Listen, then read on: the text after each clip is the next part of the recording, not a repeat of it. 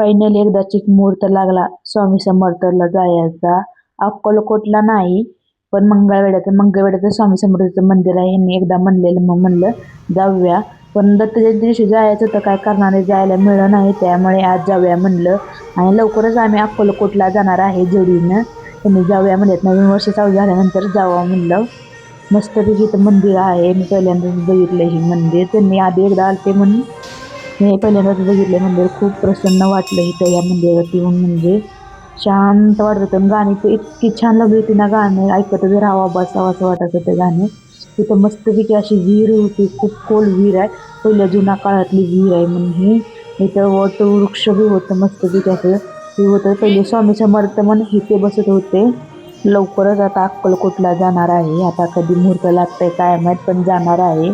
खूप मस्त असं वाटलं इथं येऊन. म्हणजे आता जेव्हा वेळ मिळेल तेव्हा इथं यायचं, म्हणजे आलं म्हणजे मंगळ जेव्हा केव्हा येईल तेव्हा यायचंच म्हणजे यायचं. कारण की खूप मनपसंत झालं. आणि इथं बघा शिवण्या खूप कुचंबली होती. मी इथं बघा कशी खेळायला लागली. इथनं निघायचं नावच घेईना, सारखी ती गंधच लावत होती. तिला गंध लावायला खूप आवडतं. इथं आली तर तिथं वाटत दिसली तर सारखी ती गंधच लावत होती. बरोबर ती गंध लावते. खूप म्हणजे खूप भारी वाटलं. मी तर लेकरं बी खेळायला लागलेले. परत आम्ही चाललो घरी.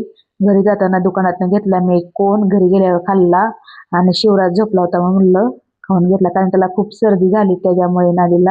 आता ब्लॉगला इथे एंड करते. Bye bye.